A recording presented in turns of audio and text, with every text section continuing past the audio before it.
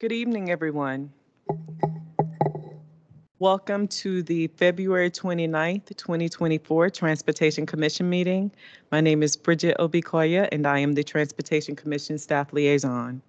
This meeting is being recorded, so please turn off your mics and Teams when you are not speaking. Before we start with the agenda items, are there any citizen comments on matters not on the agenda?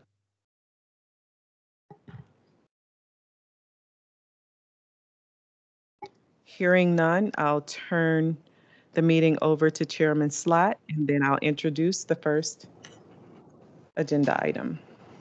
Thank you so much, Ms. Obakoya. I don't think I have anything, so I'm happy to jump right into the first agenda item. Okay. The first agenda item is a presentation on proposed changes to the taxicab ordinance regarding the annual certificate fee with staff member and planner Angie De La Barrera. I will note, Ms. Obakoya, I don't think the microphones are actually amplifying in the room.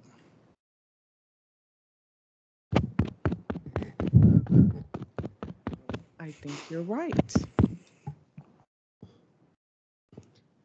I mean, we can all use our big theater voice, but might be better.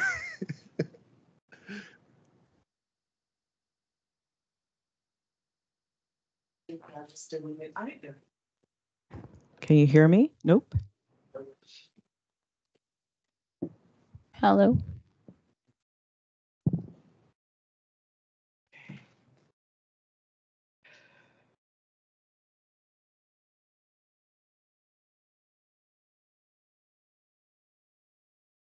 I don't think they do.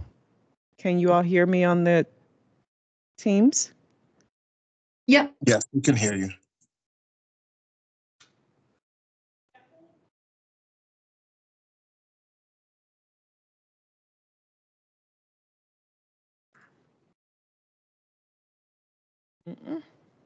Nope.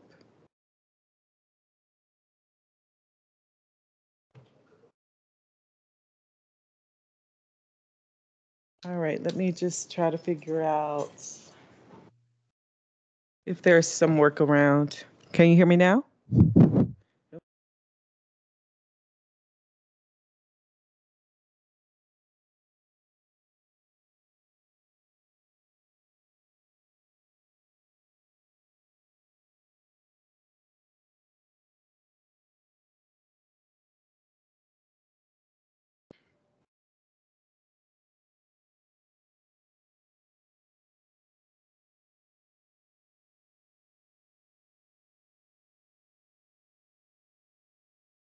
The controls are on, the microphones are on.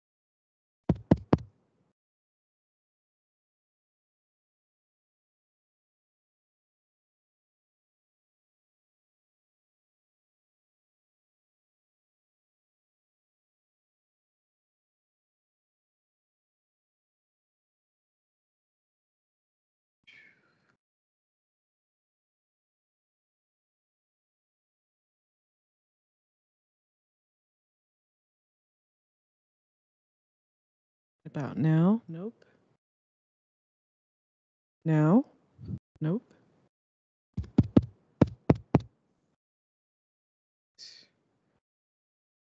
I need to call DTS.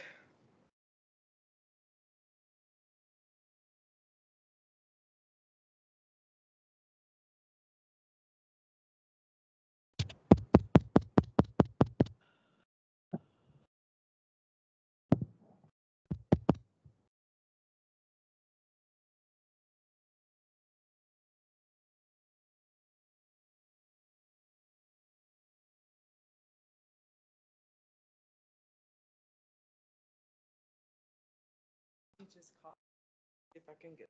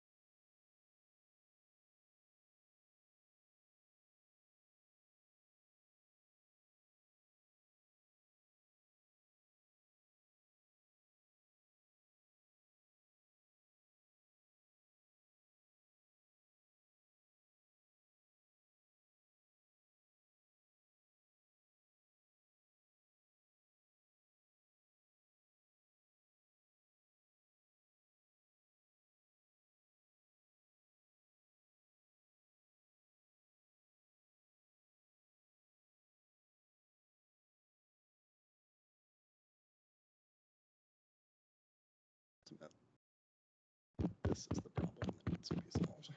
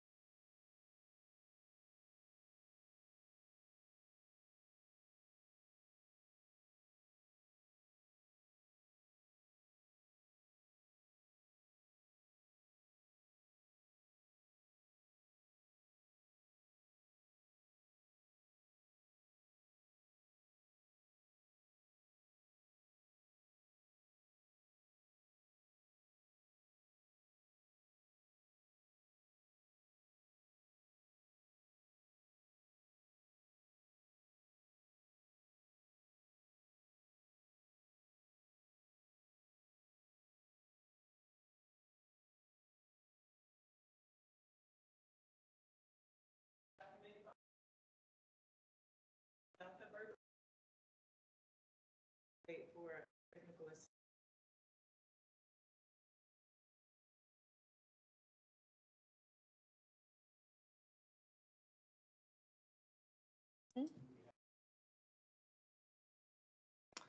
No, for one of the items, she is virtual. She can call in, but we won't, other people on the call won't hear a presentation. Go ahead.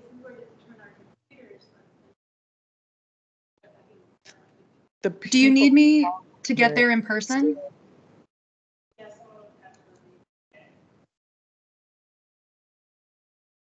Bridget, I can try to get there in person. It just may take me a little bit. Yeah, I wonder if maybe the speaker has speaking, so you would be unmuted from your side. While we, that is everyone who's virtual will still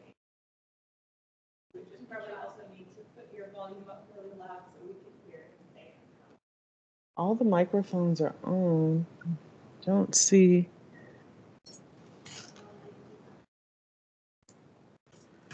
Why? My other suggestion, Uh-huh. maybe chat, yeah, kind of thing. Okay, I'll do that too. Courtroom speakers are up. Hallway speakers are off. Atrium counter hallway. It's not muted. I'll do that. I think we have volume. Can you guys hear me? Hey, We can hear you. there we go. I don't know what Just you one of hit. the settings in there. Can you all hear me on the call? Thumbs up? Yay. Sweet. All right. Awesome. Let's get this party started. Let's get this started. This show on the road. Good afternoon. Sorry for the delay. We had some technical difficulties here. We're starting at 7:13. This is February 29th, leap year 2024. Transportation Commission. My name is Bridget Obikoye, and I am the Transportation Commission Staff Liaison. This meeting is being recorded, so please turn off your microphones when you are not speaking in Teams.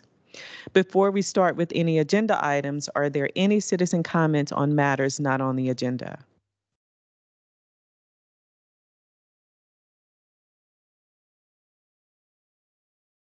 Hearing none, I will turn the meeting over to Chairman Slatt, who I don't think has anything, but let's see.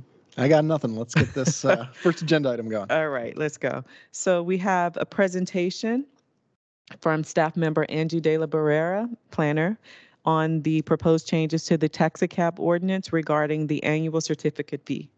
Angie, take it away. All right, can you hear me? Good. So good evening. As Bridget mentioned, I'm Angie De La Barrera with Department of Transportation, Department of Environmental Services. We're here today to advertise a public hearing to consider changes in the rates of fare under Chapter 25.1. So this is following Section 25.1-5 of the Arlington County Code. The section reads that for each taxi cab authorized under an existing certificate, the annual fee is $150.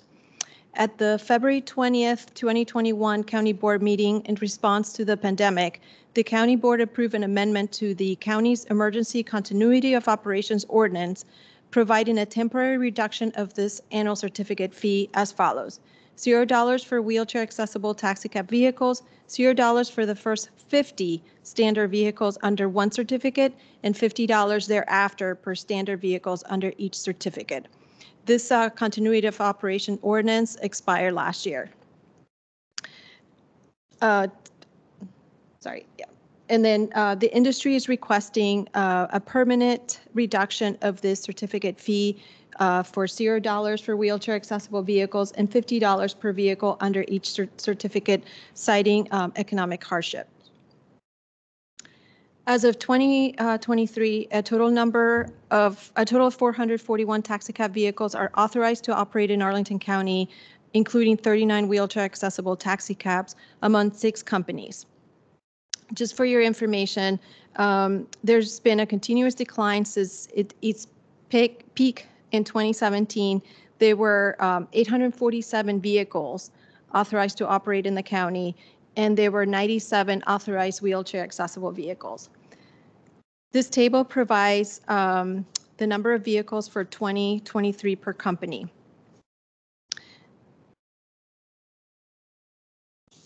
So the fees collected before the continuity of operations ordinance temporarily reduced this fees. The fees collected per company you can see here, and the total collected were $71,550. During the continuity of operations ordinance, these are the fees were collected.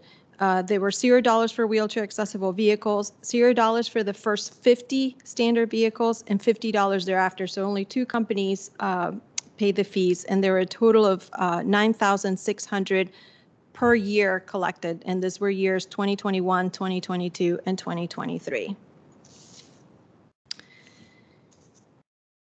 Go back.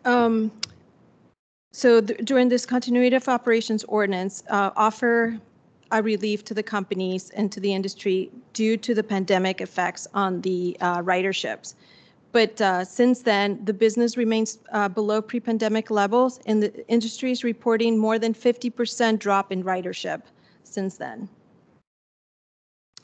Staff has looked at what the continuity of operations ordinance provided, and it tried to closely match what the county board approved in February 2021. And therefore, staff is proposing to reduce the annual fee for standard taxi vehicles from $150 to $50 and waive the certificate renewal fee for wheelchair accessible vehicles. This should provide significant release to the taxi cab companies and incentivize keeping accessible vehicles operational, and it will still retain some revenue to the county.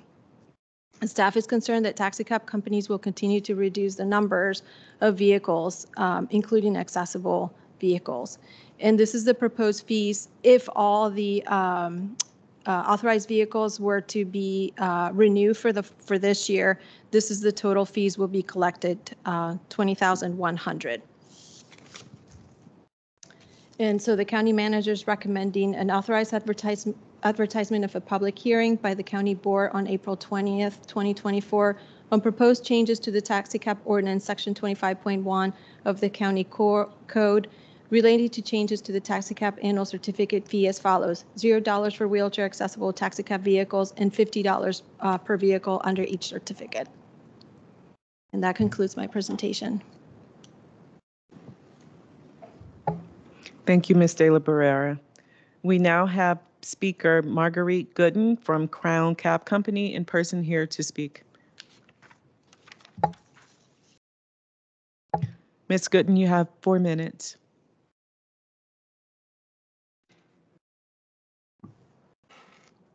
Good evening, everyone. My name is Marguerite Reed Gooden, and I am here to represent Crown Cab Company, owned by my father. And we're here to share with you that Crown Cab absolutely supports the proposed tax fee of $50 per cab, even though post-pandemic taxi utilization has barely reached 50% of the pre-pandemic utilization. Our company is small, as you can see, only 37 taxis, and we are currently operating in the last 6 months. We have actually lost 1/3 of our taxis. They have chosen to go to an Uber type transportation system. Therefore, one thing that has helped us in our company is that the increased fares have helped our owner drivers keep afloat, as well as our company. Since returning to service, our drivers have reported, and we have seen that they primarily work out of the airport. That seems to be where they get most of their business. Post-pandemic issues such as the closing of the taxi stands, the government workers allowed to work from home, Amazon dominating delivery opportunities, and the greatest and most significant impact, negative impact on our especially small company business, is the unregulated Uber-type transportation systems dominating areas such as Clarendon, Roslyn, and Crystal City during the evenings and peak hours. Even though they raise their fares, they still seem to take revenue from our taxi drivers who are safer and are vetted, but those unregulated Uber-type transportation systems have really, really hurt our business. Crown Cab is a small company, and we continue to make substantial investments attempting to update our services and give our drivers an opportunity to access the community. And this has happened at our personal cost, because our company has made little to no profit. But we will not, and we have promised, we are committed to not raising our stand dues, because it is most important that our owner drivers make a living, and they are keeping afloat. So our family has chosen to invest our personal monies in upgrading our company and trying to give them an opportunity to access the community through an app development. We're committed to providing excellent service to the Arlington community, being one of only 2 Black-owned companies in this county. And as a business, paying our fair share of taxes is important, and the proposed fee helps us keep our commitment to this county. Thank you so much for listening. Thank you. Next, we have Mr. Charlie King with Arlington Red Top Cab. Mr. King, you have 4 minutes.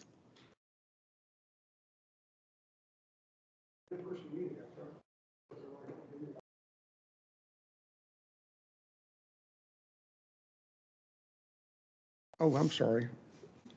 Right away, I need help.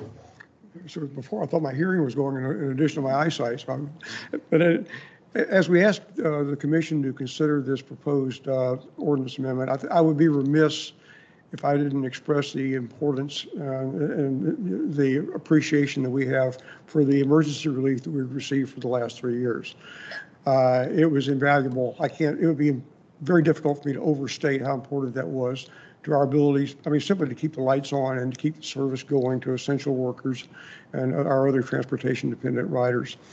As I think there's some data in the report, the staff report, that illustrates the situation as it currently stands. But obviously when the pandemic hit, our business wasn't strong to start with for some of the reasons that Marguerite got into, but things shut down pretty hard.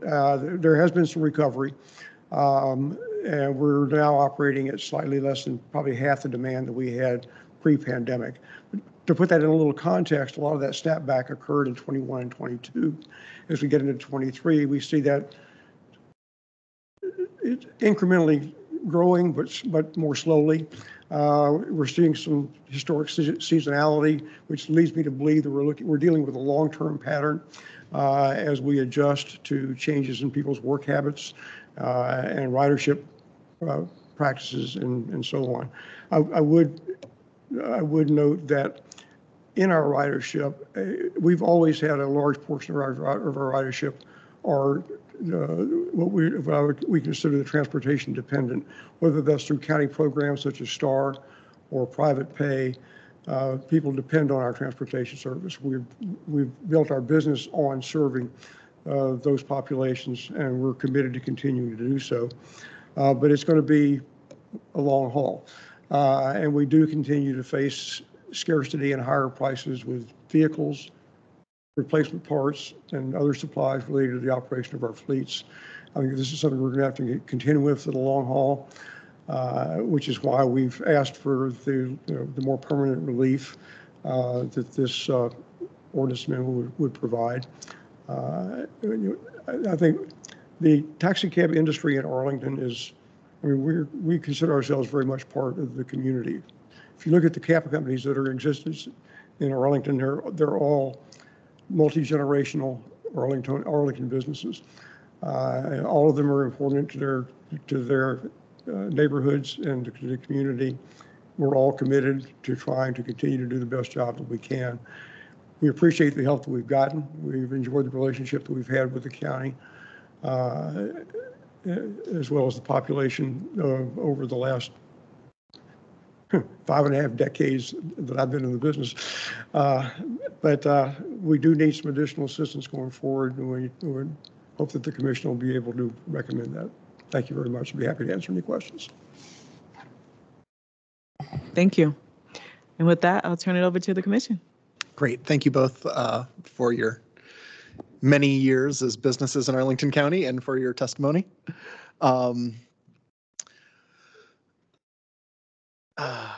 I think my first question is, Ms. DeBarrera, would you say that the taxi cab industry is requiring less staff time at this point? I feel like we were seeing you like every 6 months on the commission years ago with some update to something or other, and we don't see that nearly as much anymore. Correct.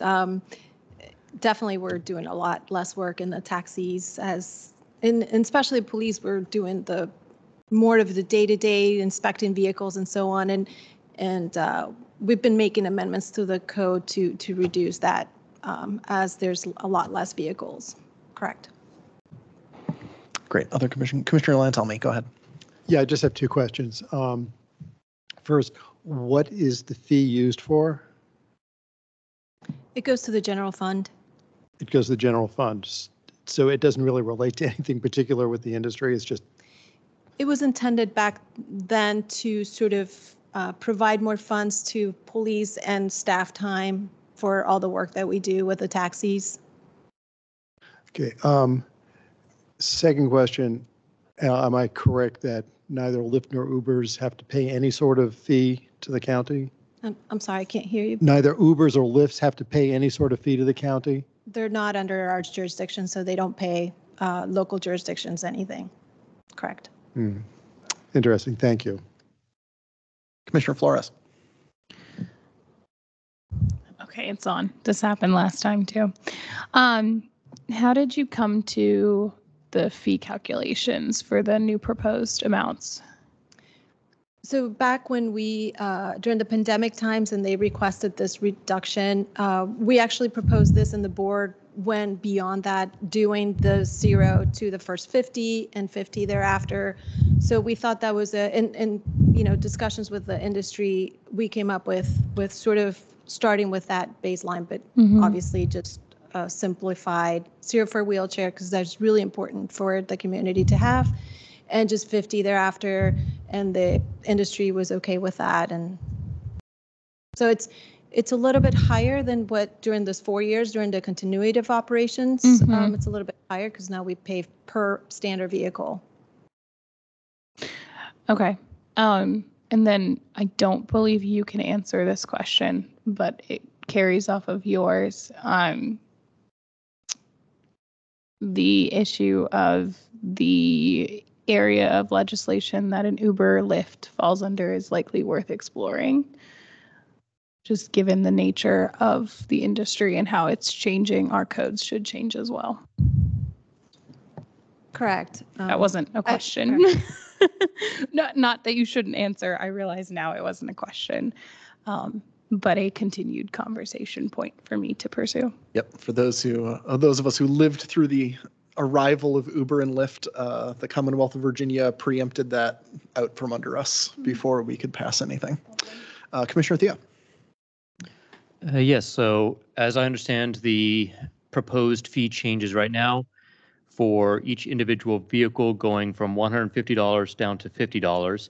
The wheelchair accessible vehicles, $0. Does that mean that normally that would be an additional fee on top of the previously $150 dollars before, or would that mean that each individual vehicle that is not wheelchair accessible is $50, and then any vehicle that is wheelchair accessible, $0? Correct. So it used to be, regardless of wheelchair accessibility or not, there were $150 per vehicle, and this was before the continuity of operation ordinance.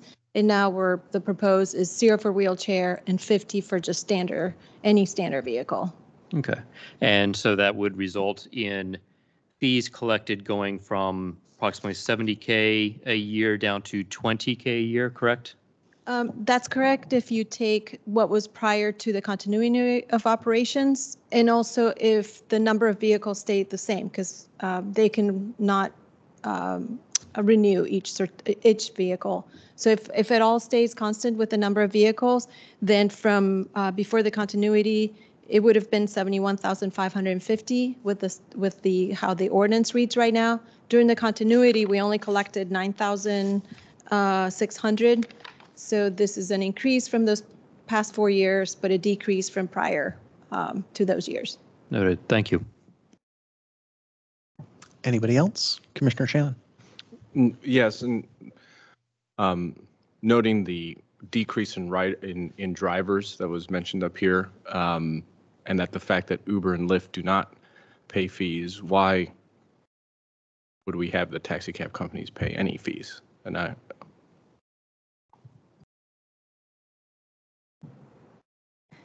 not sure if that's a question, but I can't propose 0. That would be the discretion of the board, maybe. But Sure. I hear you. And in fact, we've been simplifying since the entrance of Uber and Lyft. We've been sort of lowering everything so they can, quote, compete. Thank you. Commissioner Ludlow. Yeah, I was going to say the same thing. I mean, I think we need a level playing field, and if the Commonwealth of Virginia has disabled the ability of Arlington County to regulate ride sharing, why are we regulating taxis? I Well, ride in terrible lifts sometimes, by the so- way, that should not be on the road. You know, and So anyway. sure, and this would be a history lesson, and I welcome Charlie's because he's got 50 plus years of experience. But as I understand the taxi, and I've been doing taxi regulation for about 10 plus years, so I've got to a little bit of history. You know, started with deregulation, and it was the Wild West. Then they put regulations. So when grandma needs to go to the doctor's office, she has a reliable transportation outside her door that we can say, hey, you need to pick grandma to that doctor's office. Now we're seeing sort of a shift to deregulation because Uber and Lyft. We need to hold, especially to those wheelchair accessible vehicles. So anybody that has an issue one day could have a reliable transportation, and we could say, hey, you need to provide this transportation. So as of right now, it's really important for that reason.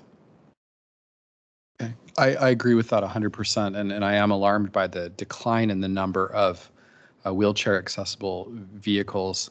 I guess I'll just maybe second Commissioner Shannon in just saying I'm not sure we need to be charging a fee. It's a small amount of money, and I know that's not part of the motion, but it's if there's something we can do, especially if we're talking about Arlington-based businesses versus Silicon Valley-based businesses, doesn't seem quite right to me. But I thank you for the explanation. Yeah, I concur with these sentiments. Commissioner Hussain? Yeah, I have two questions. The first one you may have already been addressed, and I may have just it may have just went over my head completely. But in the board report, the 2021 rules say that it's $0 for the wheelchair and then 0 for the first 50 standard vehicles under one certificate. Could you explain that? I was just kind of confused what that means.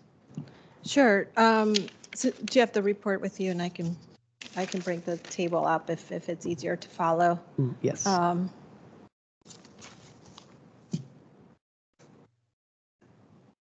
So, for example, Friendly Cab Company has total of 39 vehicles. None of them are wheelchair, but because they're less than 50 vehicles, they pay 0. So I'm going to jump to Red Tub, has 195 vehicles. 20 of those are wheelchair. So you have to subtract those 20, and then also you have to subtract an additional 50 because they're in their standard vehicles. So the left is 125. So then you charge $50 to those. Okay, cool, awesome. And then my next question is, I guess, I don't know if it fits in the scope here, but because you mentioned that like rideshare companies like Uber and Lyft are not, because they don't follow they're not under our jurisdiction. There's some rules there, but like if that's the case, what would be how could we get around that to, I don't know the right way to ask this question, but like because they're not under our jurisdiction, what can we as a county do to make sure that that the playing field is level, right? Like we have the lever of, for example, taking out all the fees for taxi cabs, but what's the levers that we can pull against rideshare companies?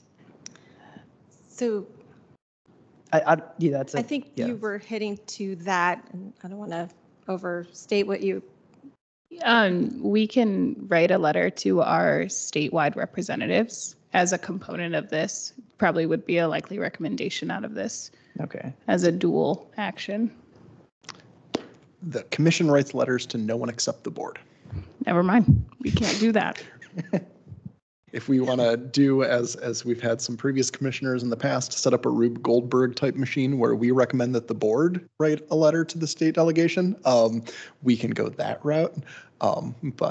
Yeah, there are some nice bright lines in the commission handbook that we advise the board and we don't advise anybody else.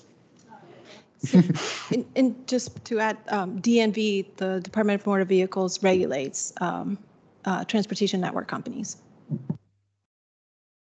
Cool. Commissioner Furman? Thank you so much for presenting on all of this information tonight. One question that I had was, is there a reason for us to switch to the new proposed system as opposed to continuing the similar structure that we had during the primary pandemic years, 2021 to 2023? Difference in annual fees collected would be roughly 20,000 versus 9,600. Do we think at a county level that there's enough of a difference to recommend the higher amount versus the other amount, where I'm just curious if there's any rationale for what kind of is leading us to remove that -50 structure that we had before and revert to something that's a little bit different? I'm not sure if I follow your question. So you're asking why not do what the continuity of operations? Yes. So why switch to the new proposal as opposed to just adopting permanently the continuity level of fees? So the continuity of operations ordinance expired. So it's not part of the 25.1. It was a different ordinance expire. Now we need to, and it because it was an emergency ordinance, it kind of took over the 25.1. That expires now. 25.1 is back to active. Mm-hmm. So that's what we need to sort of adjust if we want. And I don't know if that answers your question. No, it answers the question as to why there's a necessity. I think I was just curious if we have anything that shows that there's a meaningful difference for us as a county that we collect at the slightly different rate as opposed to what we were collecting at during the pandemic. And for what I mean, that might be a budget question, but I mean, we've collected during 4 years. I met with finance department. They were fine with this. So that makes sense. Thank you so much. Commissioner Flores.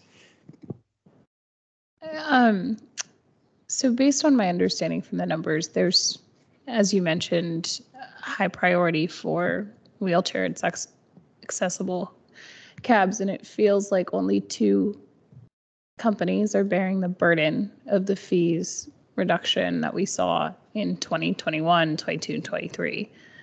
I would like to propose that in our communications with the county board, instead of going for $50 for a non-wheelchair accessible cab, we counter with 25, because it more so matches the dollars that we saw during the pandemic, but more evenly spreads it across all 6 companies while still creating incentive for the wheelchair accessible cabs.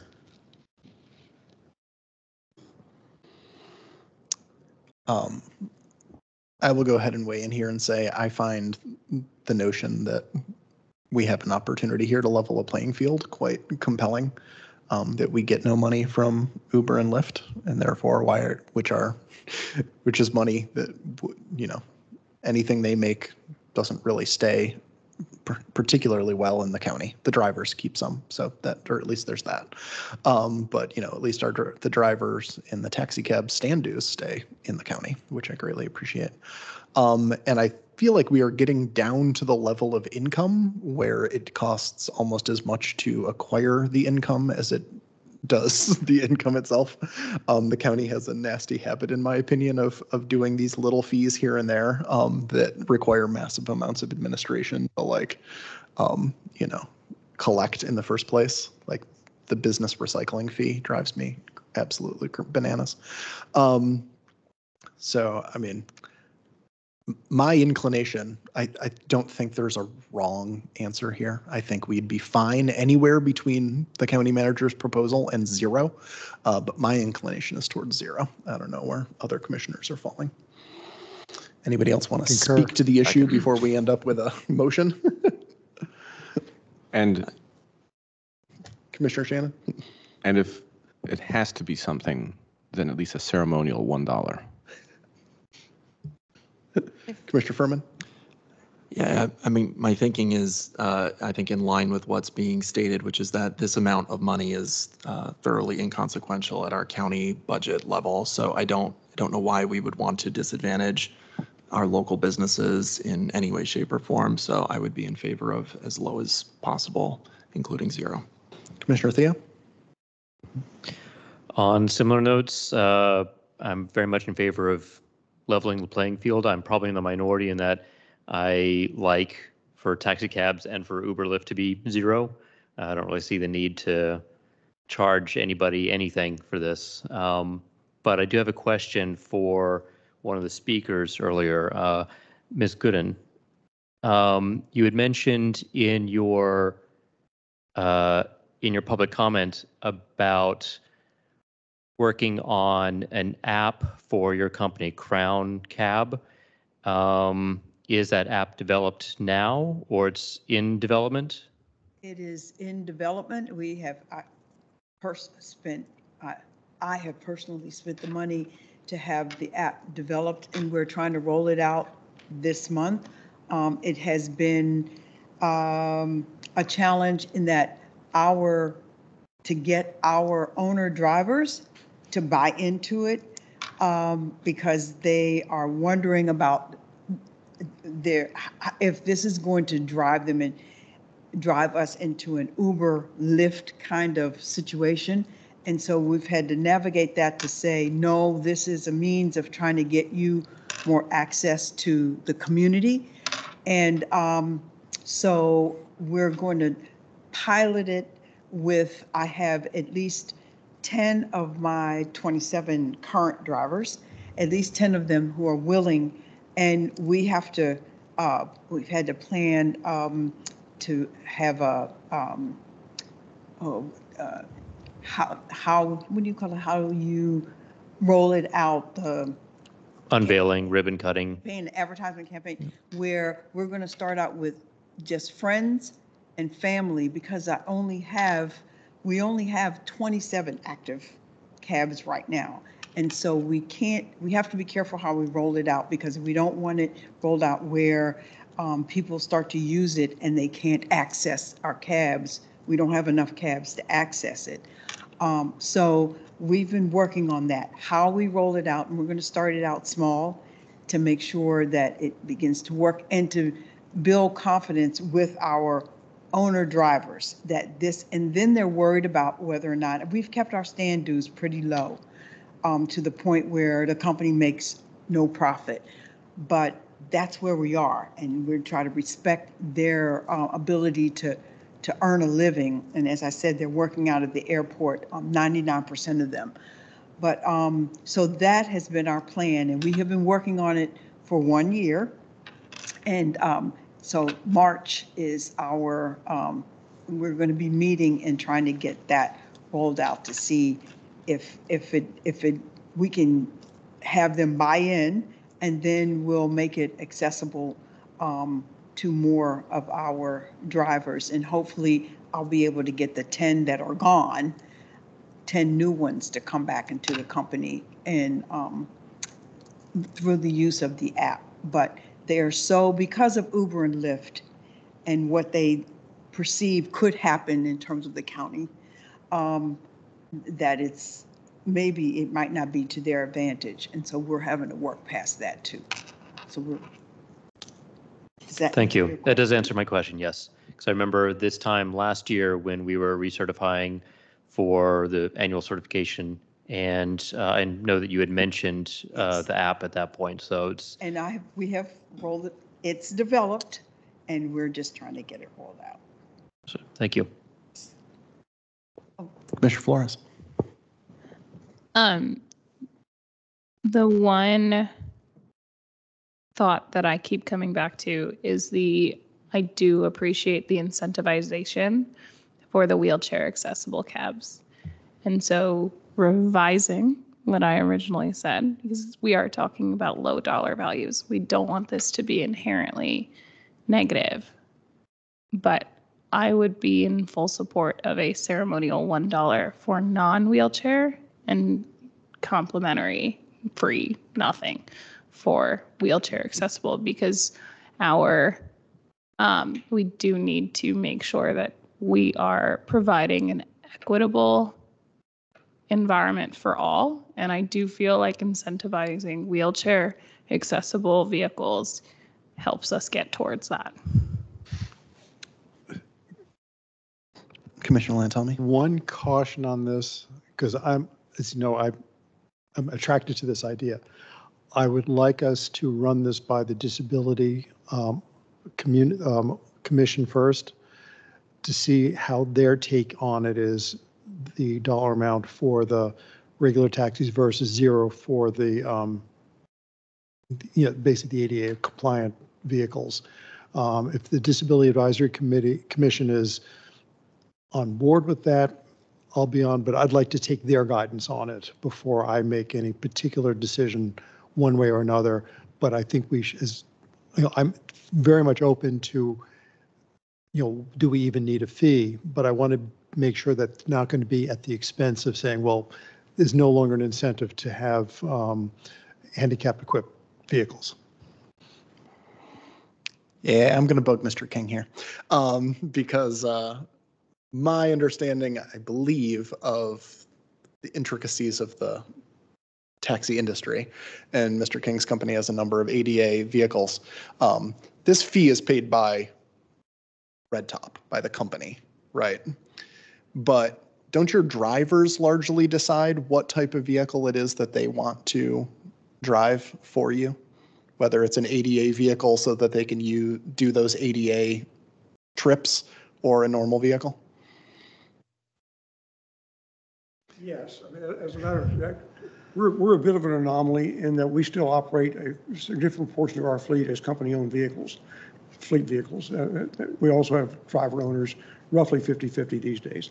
The wheelchair accessible vehicles in our fleet are all company-owned vehicles. So that's our commitment to provide the service. We helped develop the program in the county back in the 90s. In fact, I spent many a night with county staff working on what wound up becoming the STAR program, utilizing wheelchair accessible taxis back in 94, 95. One of the hazards of being old is you have too many things to talk about. Anyway, would that answer your question? It does. And would you say there is a certain incentive you already have to maintain ADA vehicles in the fleet because you have, I don't know, contracts or business that can only be taken care of by ADA vehicles? I didn't catch the start first. Would you say you're incentivized to keep ADA accessible vehicles in your fleet because they can do things that the normal ones can't? Well, wheelchair accessible vehicles definitely allow us to compete for and serve, particularly local government contracts that require that type of service or are trying to provide that type of service. So you can look at that as an incentive. We look at it as with a certain pride of authorship in the concept, going back some 30 years. Awesome. Thank you very much, Mr. King. I appreciate it. Sorry to drag you back up. Commissioner Thea. Yes. This is not a question. I'm basically just going to state that I'm amazed that with such declining usage in our taxi cabs, that I find it amazing that there hasn't been some consolidation among the taxi cab companies so far. I mean, it really does seem that there is really just enough demand for maybe like one or two companies here in the county, but I don't want to go down that rabbit hole right now. I understand that we have time ticking, so I'll just leave that for the record.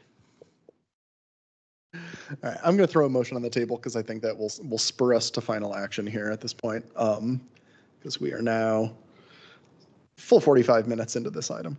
I will move not the county manager's recommendation, which is very weird, so I'm going to call it out. I move that the Transportation Commission recommend that the county board amend the taxi cab ordinance section 25.1 of the county code to reduce the annual certificate fee to 0 for all vehicles. Is there a second? Second. That is seconded by Commissioner Furman. Discussion of that motion. I will just say that is what I'm moving largely for the reasons that I've stated previously. I think it provides a level playing field with Lyft and Uber to the extent that we can. I think it helps us support our small local businesses in a time where they are still waiting for demand to recover. And I think it is such a negligible amount of money in the county budget that it almost seems silly to be bothering them to collect it. So that is why I have moved to 0. And I am very appreciative of the idea that we should be incentivizing ADA vehicles. I don't think, given the dynamics, it's an appreciable incentive. And I very much like the simplicity of just eliminating the fee. Is there any further discussion on the motion? Okay, I thought we were going to talk about it more, but I will go ahead and call it then. Commissioner Coleman, I think you're virtual.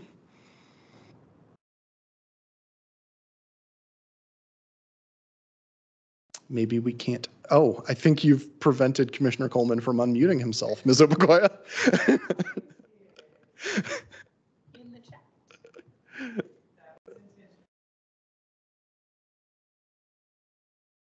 Okay, but can we make it so Commissioner Coleman can vote? So he should be able to do it now. Commissioner Coleman, you want to try unmuting now and give us your take on this?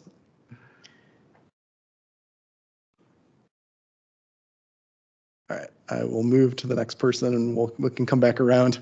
Commissioner Flores. Yes. Commissioner Furman. Aye. Commissioner Hussein. Aye. Commissioner Lantelmi. Aye. Can you put the participant list up, Ms. Obekoya, so I can check myself on who's virtual and who's not around at all? Because Commissioner Locker was going to be virtual, but I don't think I saw her in the list.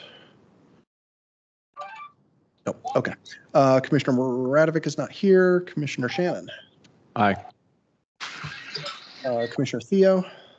Aye. And I don't think I see Commissioner Terry either. What action are we requesting? I'm like, you really want, this is the question you have 30 seconds before you're going to go live on this? So. Just a second. Commissioner Ludlow? Aye. And I too will vote yes. So that passes. Commissioner Coleman, are you with us? He says his mic is still disabled. Can you vote yes or no in the chat? Aye, there we go. All right, fantastic. All right, so that is 9-0. Thank you very much, Ms. DeBarrera.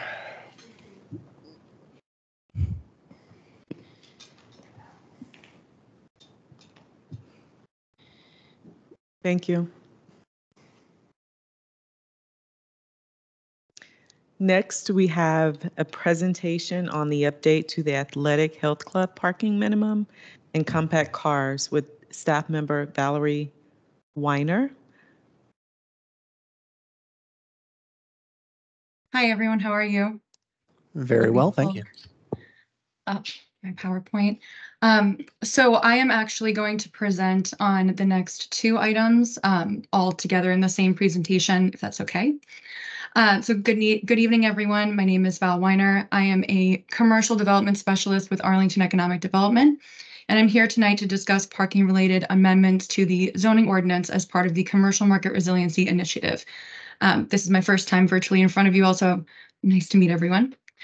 DES Transportation Engineer Mosi London, who I heard you all have met recently, is also on the call to provide answers to more specific technical questions you might have. He and others in DES, Planning, Zoning, and the County Attorney's Office, as well as Mark McCauley, who's on the call for my department, have helped shape the regulations that I will outline tonight.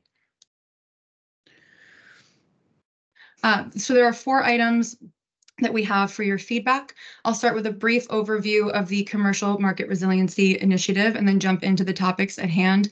I will be as brief as possible, and I'll stop for questions after the third agenda item because it seems like a natural breaking point between the two groups. I'd also like to point out that these items are for action in April, and we have a strong sense of where we will land, but things may change between now and then. I believe we don't normally come to you this early, but this is, I think, due to the leap year that we're here on the 29th as opposed to later in March.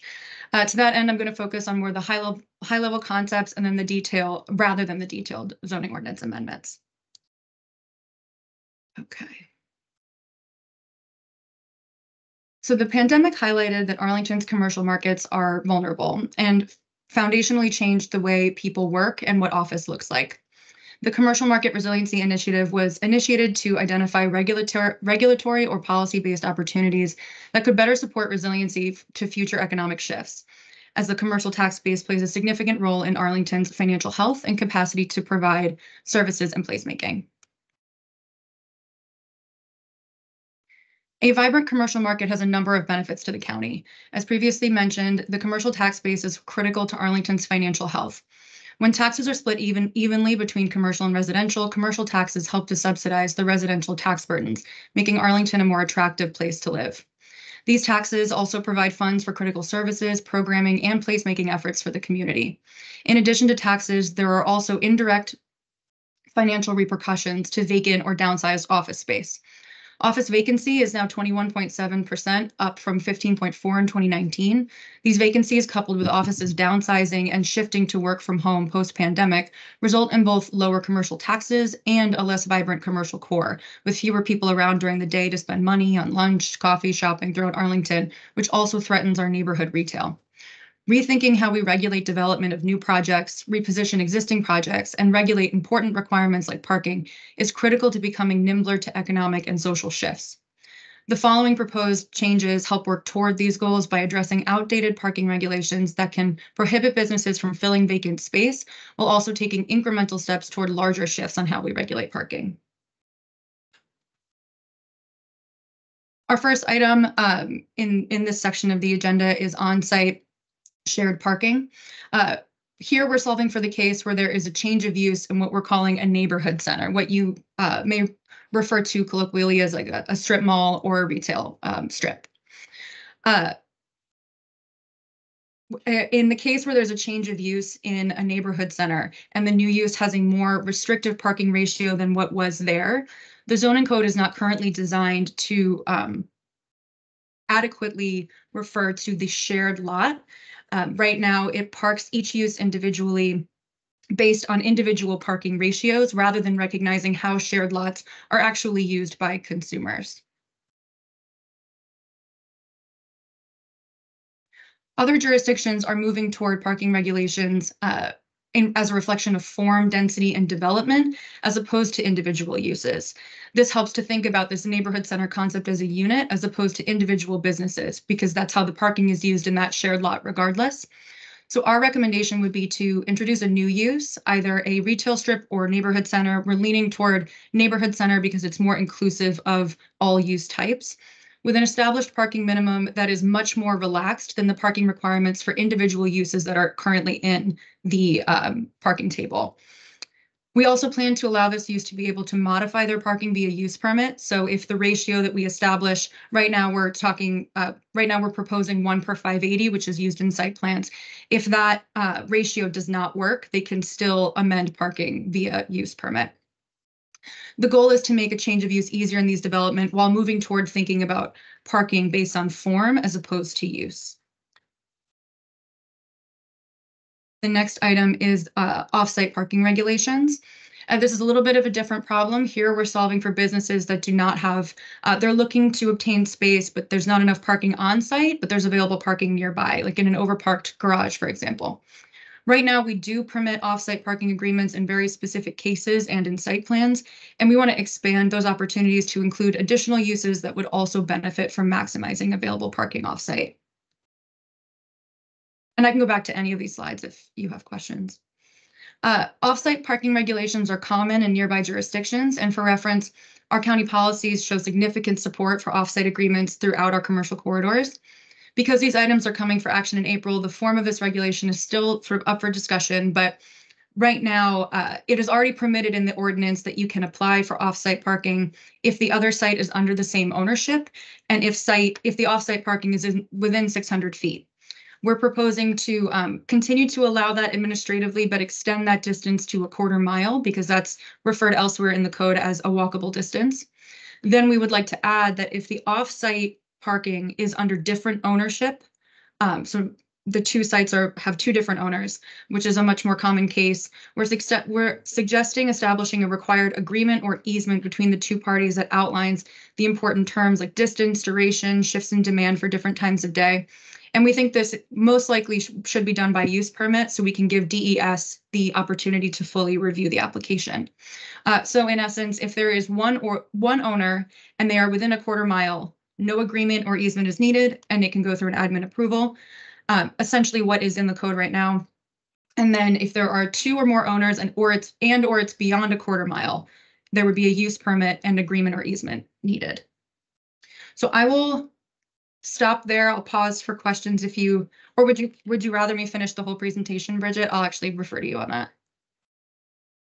Let's pause here and we'll defer to the chairman on that. Several different things coming. There's a lot of items, yeah. Yeah. We'll start off with Commissioner Flores. I realized my mic was unmuted the entire time. My first question has to do with as we operate businesses in Arlington, different businesses operate at different times of the day. I'll call yours out, for example. Your business is a dance studio, which operates for the youth of Arlington after school hours. Meanwhile, in the same parking, using the same parking spaces in the same shopping area as your business, there are 2 coffee shops, I believe a donut shop, a grocery store, and a variety of other businesses that operate at various times of the day.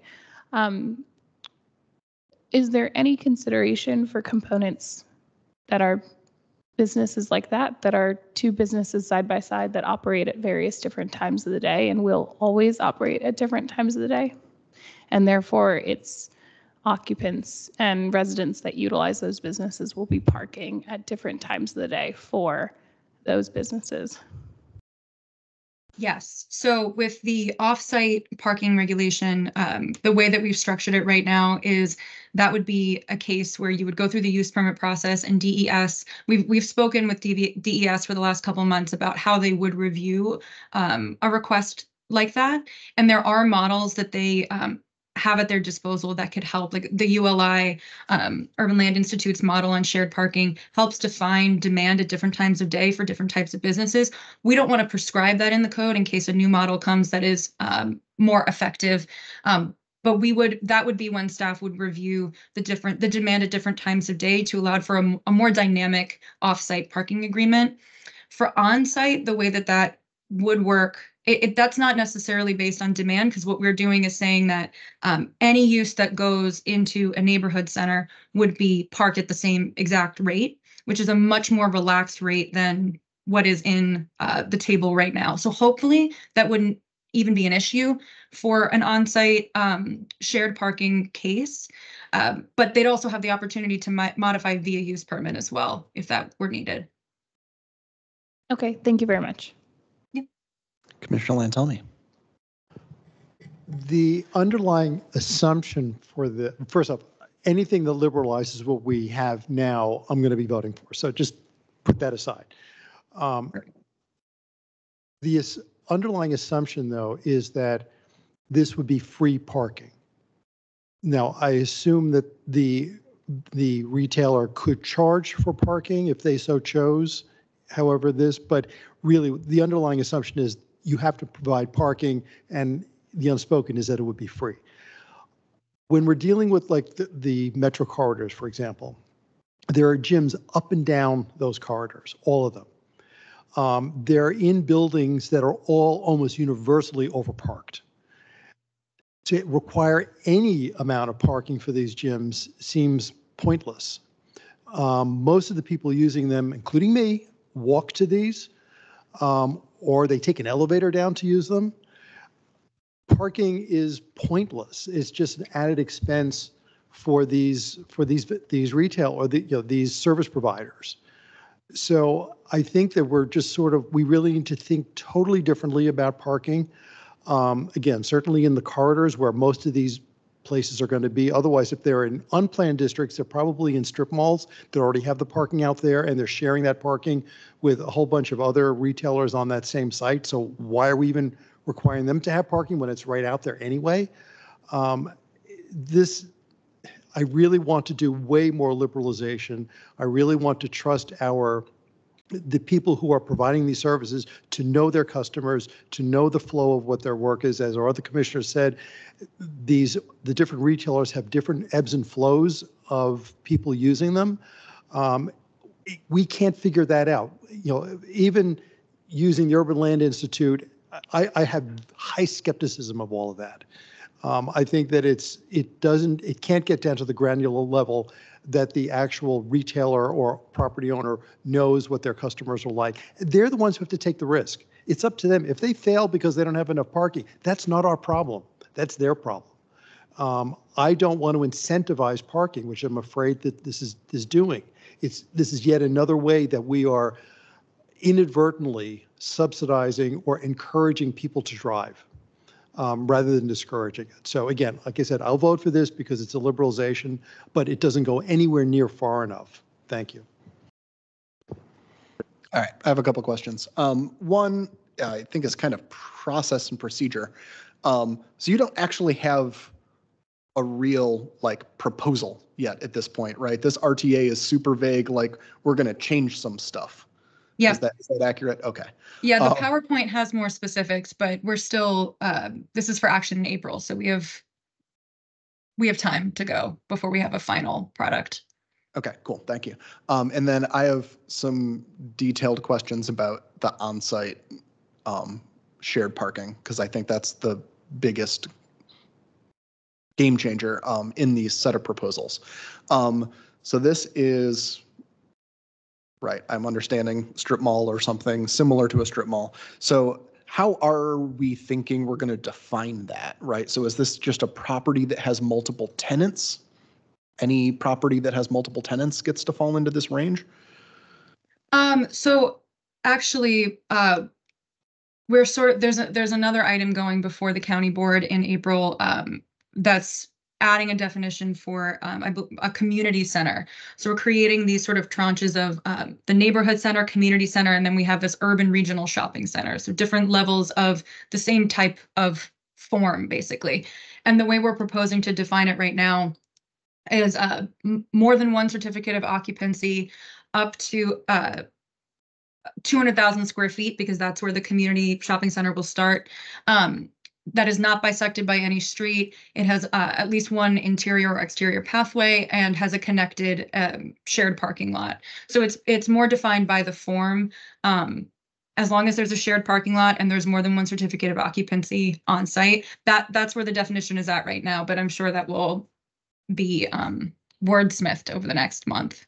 So potentially where we're ending up is that the only time the existing parking ratios are going to apply to a business are if they have their own building that is just for their use?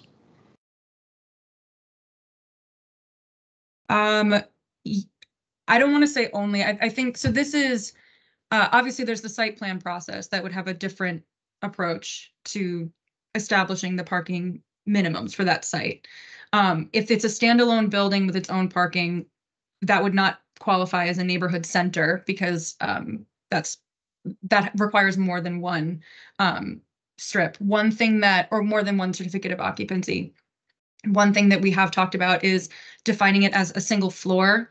Most of the examples that we have found in Arlington, these like existing by right developments that look like strip centers, they're usually just one floor. So that may help also narrow it down, but it may not be necessary because there aren't that many non-site plan by right existing sort of neighborhood centers as we're defining them. I will point out that my business is in a strip mall that has multiple floors. So. Okay. Yeah, no, But there, I Harrison mean, Shopping Center has a basement. yeah, we have not added that stipulation in yet. As I said, right now, it's just more than one C of O, up to 200,000 square feet, which is pretty big. And then a shared lot. That's how we are currently planning on defining it. All right. So if I want to open a restaurant in a neighborhood center, Yep. then as long as the entire neighborhood center meets that 1 to 580 or whatever requirement for its shared parking lot, I don't have my own restaurant specific parking ratio to meet anymore. Exactly. And we're trying to move away because right now restaurants are parked at 1 per 6 seats, which is unique in that not many other uses in the code are parked by seats. So we're trying, as opposed to square footage, so we're trying to move away from that and treating parking as it's related to form and development and density as opposed to uses specifically, because it gets to a point where it's almost arbitrary, especially with these existing sites where you're sort of backfilling spaces and you end up limiting the square footage available to a business based on how much parking is left, is how it's currently done. Do we have another staffer trying to weigh in here with their hand up in the Teams chat? Yeah, this is Mark McCauley. I work with Val in the Real Estate Development Group AAD. I just want to clarify Subcommissioner comments, particular Commissioner Vitelmi. This is certainly a first step in the process, not the last step. And I think I'll let Mosi weigh in and others from DES about conversations we've had about continue to look at parking regulations as a whole, parking districts, those sort of things. But the important part of CMRI has been not waiting to solve all the world's issues before we get something done. So I would, Val's done a great job presenting this, but don't feel like this is going to be the end of the conversation. It's really just starting the conversation and solving some near-term needs, but not necessarily sort of saying, now we fixed the problem. Because I think the parking minimums, parking districts, are all very open ideas of what we want to try to think about into this year, into the next. Great, thank you very much. I have another question. Sorry, there's so much that goes into all of this, and it has all these weird ways that it comes together. Help me understand something that I should absolutely know by now and don't. So let's say we have a site plan that comes in and gets approved with some, retail parking at 1 to 580, right? That's what we usually do for a site plan. And then a business tries to open in that retail that we have approved under the 4.1, and its use in the zoning table requires more parking than 1 to 580. Say it's one of those like retail equivalent or whatever, that catch-all bucket that's like anything that's not under here is like 1 to 200 or 1 to 250 or something like that. Can they open? So we're jumping ahead a little bit because that's related to no, but it's great. It's great. That's related to our proposal for gyms, athletic and health clubs, which goes to the earlier comment that was made. So I'll let Mark follow up and just clarify if I'm mischaracterizing. But my understanding is whatever parking is determined by the site plan is the parking for that space. And that's kind of what we're basing this on, is that we go through this site plan process so often in Arlington, and we've sort of landed on this 1 per 580 as the general rate, but that isn't reflected in how we treat by right development and projects going into existing spaces. So we're trying to shore that up and connect those dots, because site plans are very much part of that public process, and that rate tends to be what is generally used. So my understanding, and this is particular also, I don't know if we want to jump ahead, but with athletic and health clubs, the and obviously I'll go through this slide just because it's related to your question, and then if anyone has more questions about shared and offsite parking, happy to answer those. But our proposal for athletic and health clubs is right now they're parked at 1 spot per 50 square feet, which was established in the 1960s and has not been updated since then. Many of gyms in Arlington are in the densest parts of Arlington, near Metro or in site plan buildings. And often if they are in site plan buildings, that rate is amended. Neighboring jurisdictions have much more lax ratios than we do at 1 per 50 square feet. So we are proposing removing it from the minimums table as a specific call out. Right now, it has its own line. If we remove it, it will default to the general rate of 1 per 250 square feet. So that, I think, and Mark, please correct me if I mischaracterized, but that's part of the intention behind this, as starting that conversation of, we have some outdated uses in our table that are not only not reflecting transportation patterns of today, but also how we talk about site plans and how we talk about walkability in those site plans and driving demand and access to public transit. So we're trying to make all the pieces talk to one another a little bit better. Yeah, and I think the athletic and fitness center is really sort of dipping our toes in the water for a broader look with our friends in DS, really led by DS, about parking minimums across a number of uses. So again, to my previous point, this is not the end of a conversation, it's really the start of one. But to answer your question directly, often within site plans, we figure out a way to get it done. But yes, if you put a retail equivalent that doesn't, if the site plan says retail, and you put a retail equivalent in that has a different parking ratio, sometimes zoning does have a hard time approving that C of O. And we need to, and it just takes too long to figure out how to solve it. So we are trying to work incrementally to solve some of those problems, if that makes any sense. But let me know if that didn't make sense. It did. I appreciate you coming back around to kind of address the question directly. Okay.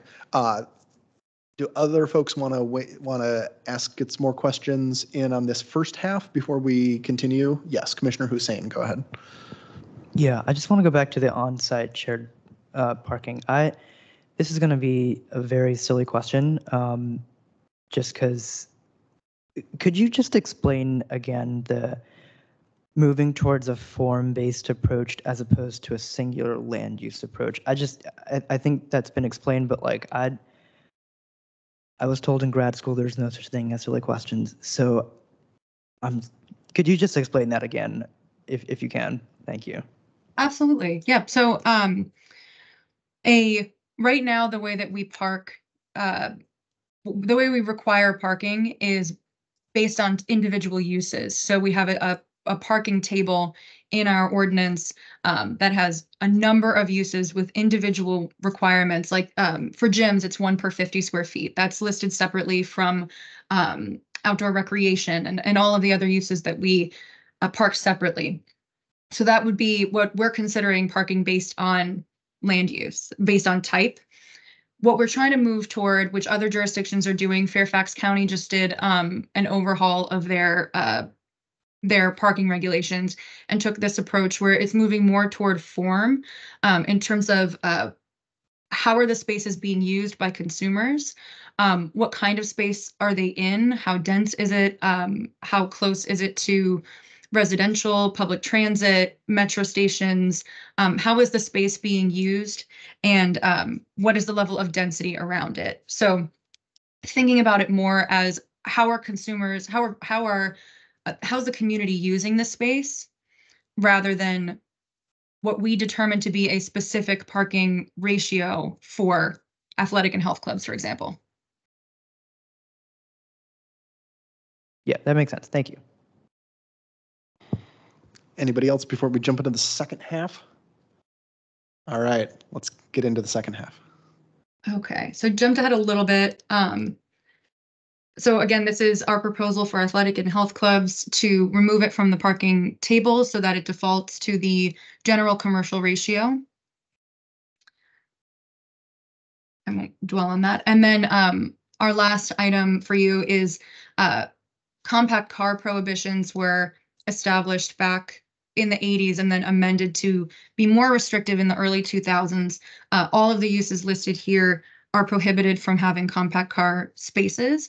And that was done because it was perceived that larger cars were taking the compact spots and creating dangerous situations. Staff has noted that since then, prohibitions on something like compact cars doesn't actually make parking any less dangerous, but it does potentially limit a landlord's capacity to fill vacant space. Compact car spaces can give flexibility, for example, to a landlord to restripe their lot in order to meet parking minimums for a specific use to fill vacant space. It is also often modified through the site plan process, so this would also remove one additional amendment needed. We're not suggesting changing the permitted percentage or the required percentage of compact cars. Right now, that's capped at 15%. So they would not be able to convert all spaces to compact spaces. We're just allowing that these uses be able to use compact spaces to meet their parking minimums. So those are the last two items. And then in the short term, this is something that Mark's been saying throughout the presentation. In the short term, we're going to continue to look at outdated parking minimums and outliers that are easy wins, as well as policies like shared and offsite parking that can continue to move us toward our long-term goal of a holistic rethinking of our parking regulations. Overall, we're asking for your feedback on our current approach and support of these concepts as we move forward toward our long-term goals.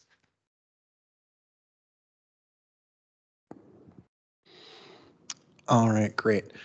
So I'm just going to ask a hypothetical here.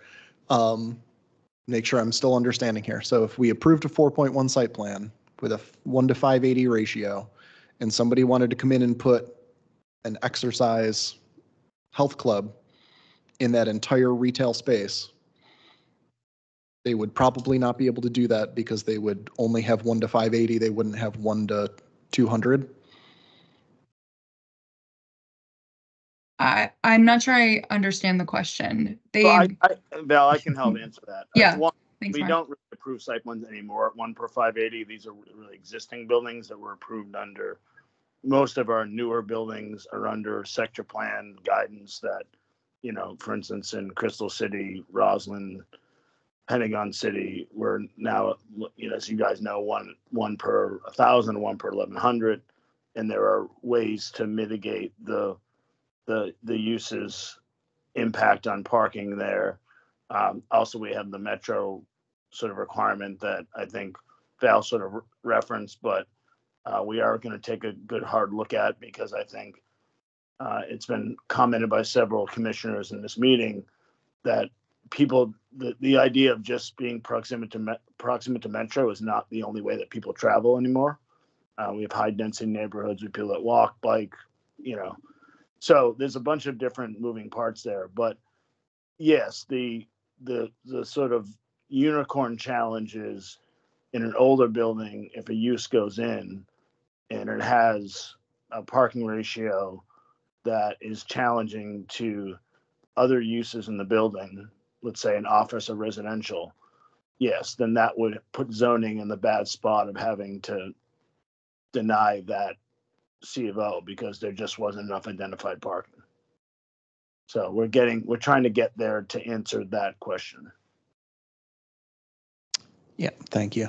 I think probably this is partly coming from me as a business owner, that I'm a little too close to this.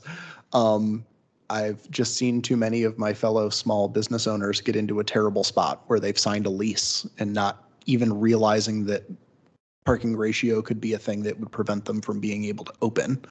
And they get into the permitting process and they get a no from zoning. And they think it's enough parking for what they want to do, but there's a number on a piece of paper that says, no, it's not. And so I appreciate everything that's being done here to liberalize these parking ratios. I think it doesn't go nearly far enough. So that's my main feedback is, I think we should be going farther here. There's all sorts of zany, weird ratios in our Arlington County zoning ordinance. I don't know who decided that we needed 4 parking spaces per lane in the bowling alley, but that's apparently what's required.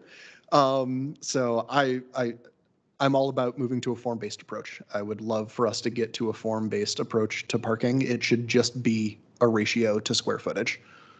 And no matter what kind of business you want to do, you should know that because it got built, the parking lot is 1 to 580, that you should be able to open if it's 1 to 580. And that sounds like what we're getting to for a lot of stuff. I don't know why we would apply that Wait, wouldn't we apply that? Would we not apply that to a 4.1 site plan? That doesn't count as a neighborhood center? Like a big mixed-use building, would that not get to, with a shared parking garage, does that not get to count?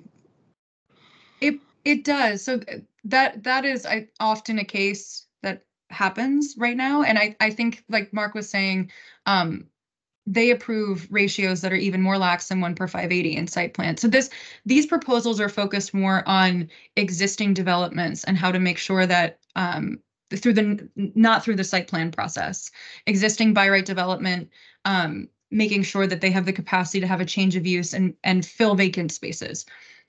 Our understanding is that through that 4.1 process, there is a more specific discussion about what is the right ratio for that space based on sector plan guidance.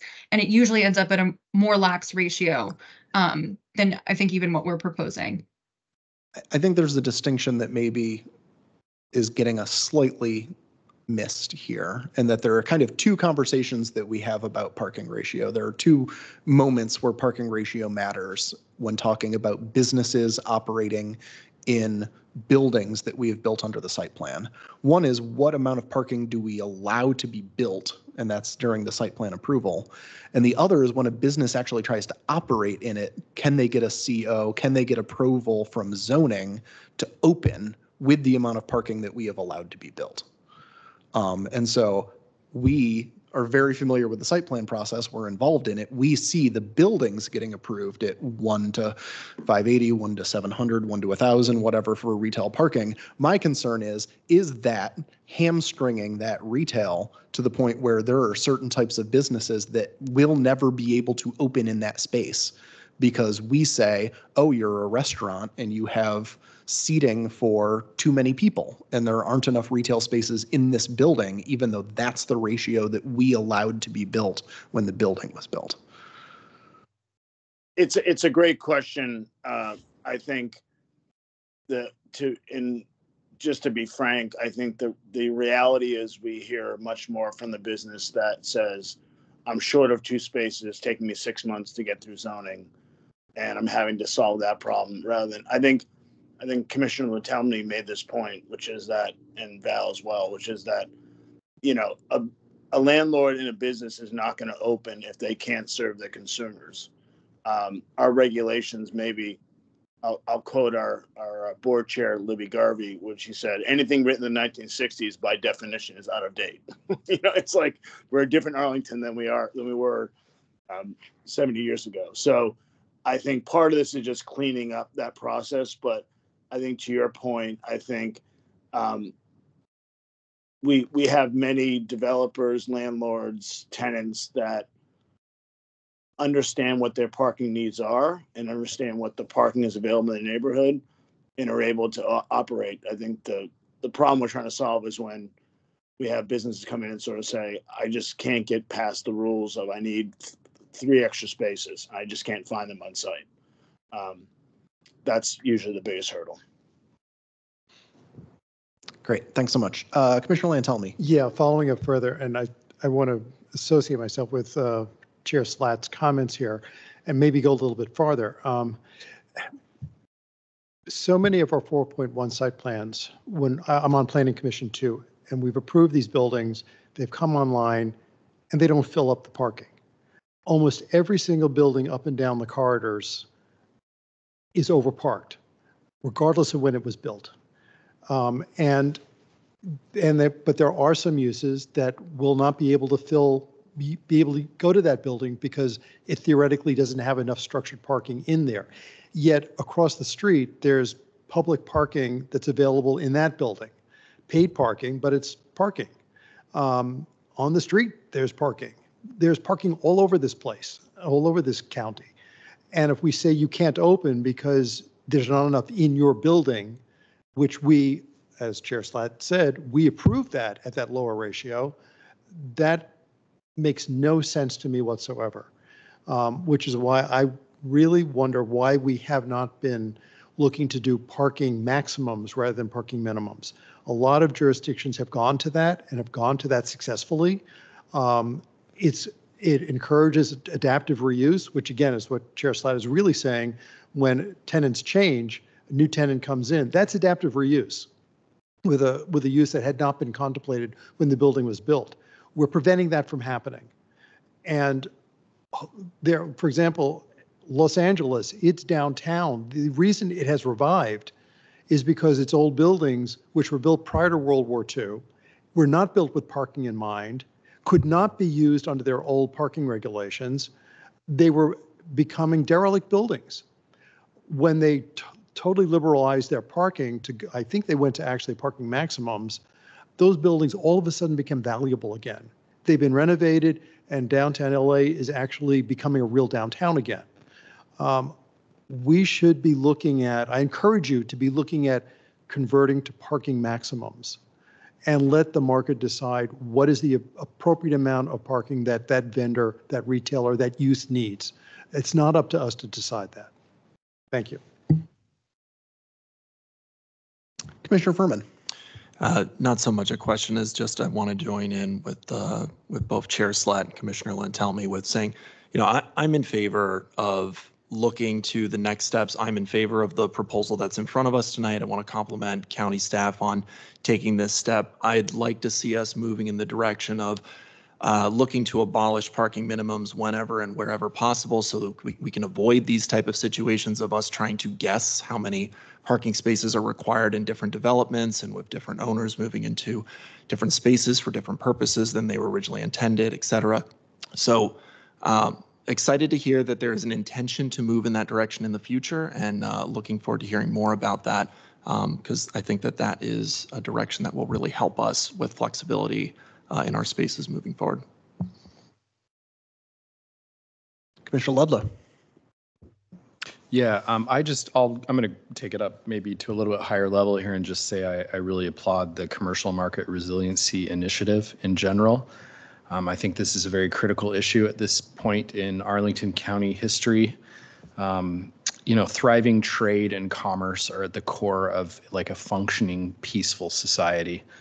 And I think transportation is one of the greatest catalysts of this. So we need to just make it easier for business and people to move around, to patronize businesses, and to do what's necessary to turn around Arlington's flagging commercial, especially the office space vacancy rate, which has been hit hard with work from home. COVID previously was BRAC, base realignment. It's just been battered in recent years. So this initiative is really welcome, and I'm hopeful that we'll hear from you on other transportation related issues going forward.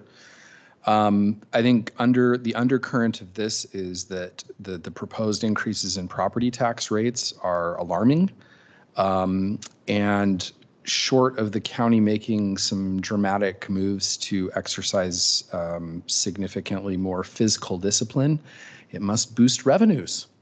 And if there's any way that we can do that by, again, liberalizing, making it easier for business, making it easier for people to get around, we should do that. And so I am in support of doing the things that staff is recommending that would make it better for business and for consumers and for people who want to work in offices. And if we can do it in a way that encourages people to walk or bike or be on a bus, great. But if it means let's do things that even will incentivize people traveling by car to patronize Arlington businesses, let's do that too. So I'm very supportive of this, and I'm not going to get into the details because I think some of the other commissioners know the details much better than I do. Thank you. Commissioner Flores. I would just also like to speak my support and encourage that anything we can do to make our county more agile as we come out of COVID. As my fellow commissioners have mentioned, we are looking at decreased people coming into offices, which means the businesses that gain revenue from the individuals that frequent the offices that used to be frequented no longer have as large of a revenue. So whatever we can do to increase opportunity for economic development and prospering for the businesses in Arlington. I'm in full support, and whatever the Transportation Commission can do to speak to that for the board, and whatever we can see from y'all to bring forward for that, I am in favor of. And I will just say, recognizing that, oh, you know what? Commissioner Coleman has raised his hand. Let's hear from Commissioner Coleman. All right, thank you. Yeah, I just wanted to associate myself with all the comments made earlier, and I want to thank staff for all the hard work they've done on this. I think this is a really innovative approach that we're taking to address so many of the issues that have been raised. Mainly one major problem I think we've seen is just the vacancy rate and the struggles we've had to bring more commerce downtown. I think by being more flexible and allowing ourselves to move more towards parking maximums versus parking minimums, we're allowing ourselves the opportunity to meet those challenges. So I just want to thank staff for the effort they've made on this, and hopefully over time we'll be able to move towards parking maximums and really give the market the opportunity to move as it needs to increase our revenue as a county. So thank you.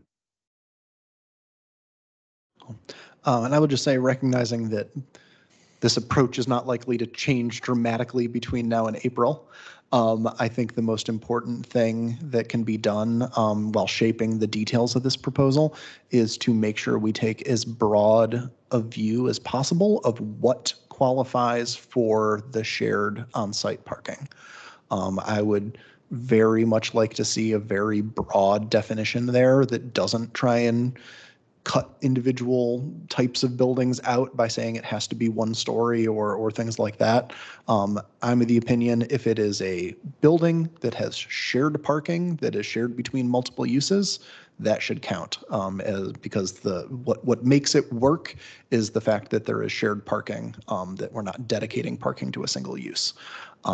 And so that's the main feedback that I would give, recognizing that this isn't going to take a sudden left turn and become an abolition of all parking minimums between now and April.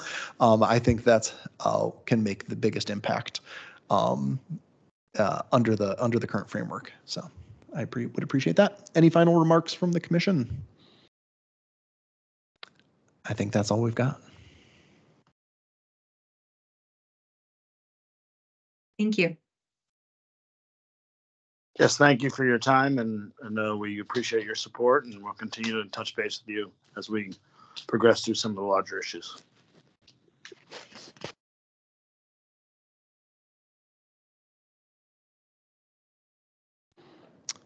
What else is on the agenda, Ms. Obukoya? Are those action items? There's no actual proposal associated with them, so it would be very hard to vote.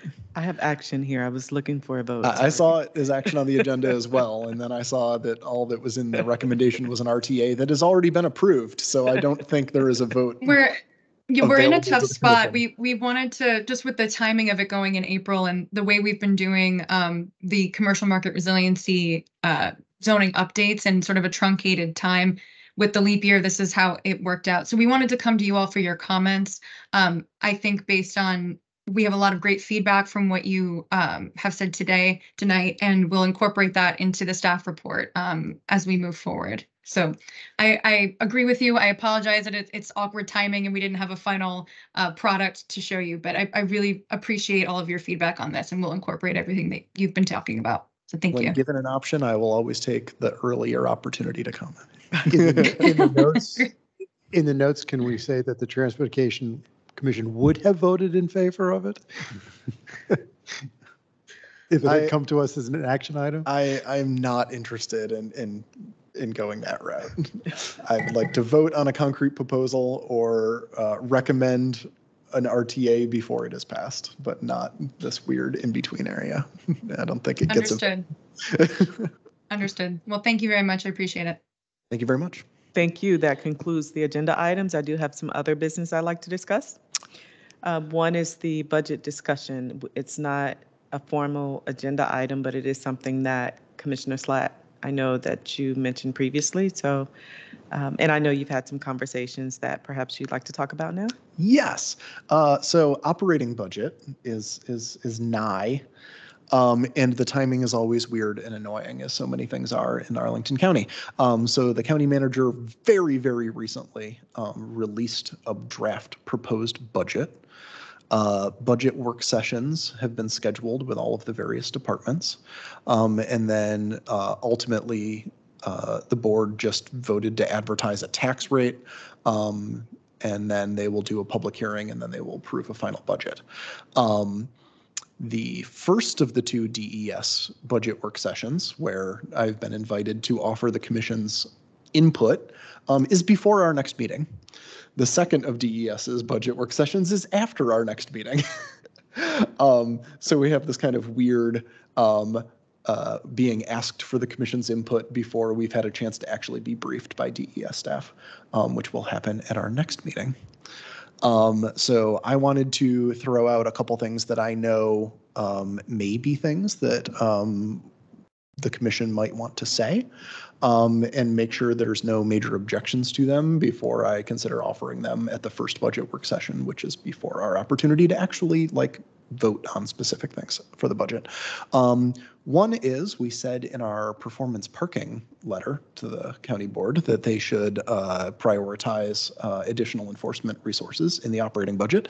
And lo and behold, they are in the draft county manager's budget. I believe it is 4 additional employees, possibly, for the police department to do parking and other safety enforcement. So I would like to support that. That seems like a no-brainer, given that we basically voted to say that very recently. Commissioner Ludlow. And those are fee funded, right? I mean, they're essentially self-sustaining through, they pay for themselves. We'll see. Okay. We'll see. Okay. I believe they should be. I have heard, I've never had it said straight to me, but I've heard allusion to the fact that the current parking enforcement program does not pay for itself. That we collect less in current parking tickets than we pay to people who do that enforcement. But that is something I'm very much looking forward to having a conversation about.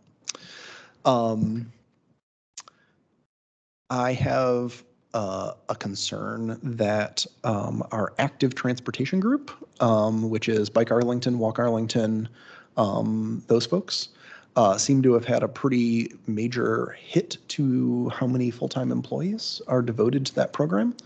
And my understanding with some very preliminary conversations with staff is that because they are contractors, they are not county staff. It is merely basically because the contract is for a certain amount of money and the contractor feels like they can't actually hire that number of FTEs any money because people want more money now than they used to, more wages and benefits and all of that sort of thing. So that's something I'm interested in raising, whether that contract needs to go up so we can get that program back to full strength. Because I feel like we used to see a whole lot more Bike Arlington and Walk Arlington programming throughout the year than we do now. And I think that's directly attributable to headcount. Is there anyone who hates that idea of feedback to the county board? I don't, but what numbers are we looking at?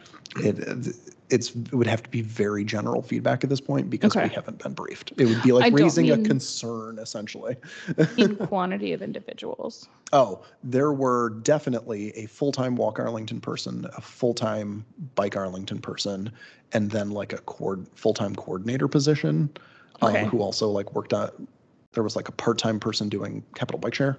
Okay. Supporting the county's contractor. And it all seems to be on the back of one person at this point, as far as I can tell. Great. Yeah, not so great. Not so great. On that subject, though, if this was something that was put out to contractors as an RFP, has it run its course? But if it's in cycle, if they're failing to perform, do we need to put it out again to see if it's something that can be rebid on?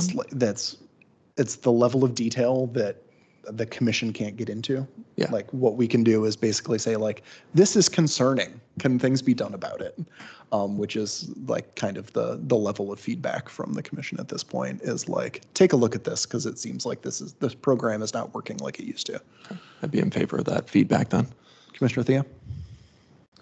Yes, I would have a question about how our current allotment of funds for quick build projects is going. It's the next thing I was going to raise. Yeah, does DES want, or would DES be able to make use of greater funding for quick build projects?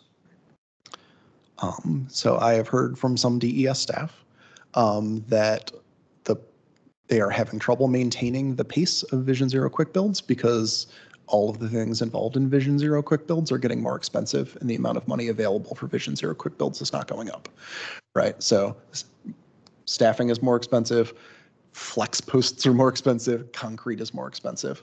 And this is one of those weird things because we usually talk about that money as part of the CIP, even though it's not actually capital money, it's pay as you go funding. But the operating budget will be adopted first, and it will lock in what that pay-go is available before the CIP is adopted later this year. So I think we need to have that Vision Zero quick build conversation now. I will say that conversation, that like pay-as-you-go capital, is at the second of the two DES budget things. So I think we can wait and be briefed at our next meeting and have that conversation about, I'm sorry, I keep forgetting I have to look at multiple people, have that conversation about Vision Zero quick builds and pay-go at the next meeting in order to equip me to say the appropriate things at the second DES budget meeting, if that makes sense to people. Does the Arlington Neighborhoods Program also fall into that category of getting enough funding? Because I know there's individualized transportation funding within that program potentially. I've been directed to them as like an alternative to Vision Zero for projects that don't get Vision Zero Neighborhood complete approval streets. first. Yeah, I guess that it's that'll be a CIP conversation. Okay. Because that's very much capital. They build real concrete-y capital stuff. So those were go ahead, Commissioner Thea. One other thing I would like to be raised just to see what this is. I don't know details of this, but I've noticed firsthand experience that maintenance of a lot of our art buses is not great, particularly with wheelchair ramps. I've encountered multiple times where the wheelchair ramp doesn't work, or the little pull strings to signal the bell doesn't work. And our art buses do seem to be broken much more often than the metro buses. So I don't know if this would be an appropriate time to raise the question and see what is said. I will say I know there is a known set of art buses that we are trying to replace as quickly as humanly possible because their maintenance costs are so high. The manufacturer went out of business several years ago, and so now parts are very expensive and things like that. I don't know if that fully explains the issues that you're seeing, but I know it is part of it. That keeping that particular set of buses on the road has been very challenging for the contractor and for the county. One other thing to add on to Commissioner Theo's comment about art buses is that I have seen a huge number of failing card readers walking in. So trying to pay, folks who are trying to do it, I mean, they just cannot get it to work. Right, bus drivers are usually waving people to just go in anyway. So I am positive we are way under on fare redemptions in large part because of that just not working properly. And again, it's a very frequent occurrence when I'm riding the both 75, 41, and 42 bus lines. So I'll just add that as well. 45 left my son in Roslyn the other night. Didn't love it. Anything else? Those are the main ones that I felt like there was probably broad agreement on the commission to go ahead and move forward with. Is there anything else that people think I'm forgetting that like either the commission has recommended in the past that should just get brought back up under the course of budget conversation, or people think is an important issue that there may just be broad support on the commission to not have a giant conversation about because we don't have time to have a giant conversation about it and can't get briefed by staff? Funding Metro? That's a CIP conversation. All right, cool. That is all I needed to be ready for the first DES budget session. Thank you all very much. And we will, Commissioner Obukoya, go ahead. Sorry, Commissioner, wow. Ms. Obukoya. Yeah.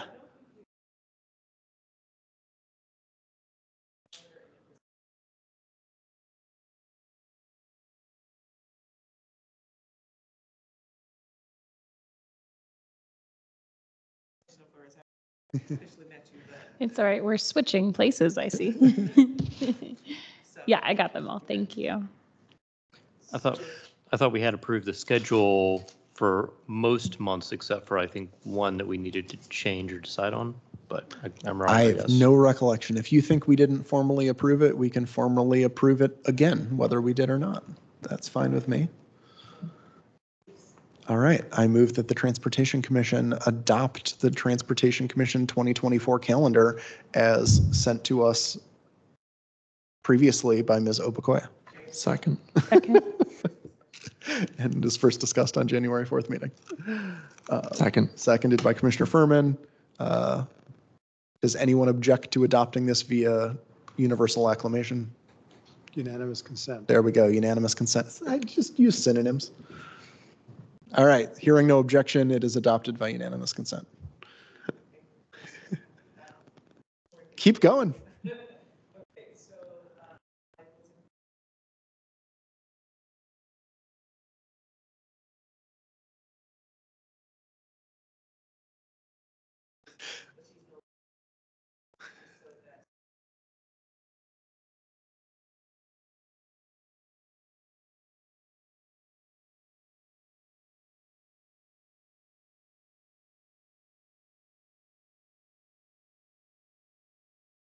That's a good point. All right, so we need neighborhood complete streets. We need transit advisory committee. For those who may not remember neighborhood complete streets, people submit their neighborhood streets that they want, they think have safety issues, mobility issues. There is a delightfully quantitative rubric that they just like score the street on, like, does it have sidewalks? Yes or no? Does it have this? Yes or no? Is there a speeding issue? Yes or no? And prioritize them. And then there's a small-ish pot of money every year that gets spent doing capital projects to fix those streets. So they're doing good work against some tough uphill odds. They run into a lack of right-of-way, like a lot. Like everybody's like, we should have a sidewalk. And the fire department's like, only if you're going to remove parking from this whole side of the street. And people are like, maybe we don't need a sidewalk. There have been some sidewalks that have gone through with the removal of parking. Yes, they have. So, to their credit. And then one last thing, just some housekeeping. So we do have some few new things going on. So I was trying to figure out what to do with the chat. It's still a work in progress because I know that some people do need to speak who are participating in the meeting, but I was informed that I needed to disable the chat and somehow monitor the audio and the video because there was some unsavory behavior at some other committee meetings recently. So that was something new that just came out. So thank you for bearing with me on that. And then secondly, we did receive a new computer and apparently the adjustments weren't made for the volume. So thank you, Commissioner Theo, for helping me adjust the volume as I figured out what the issue was. So, so hopefully we're done with that, and I'll have the chat situation figured out before the next meeting. And our next meeting is on March 21st. And I think that is all I have. Trying to think if there's anything else that I need to raise. No, I don't think so. So anything else for the good of the order? All right, then we are adjourned.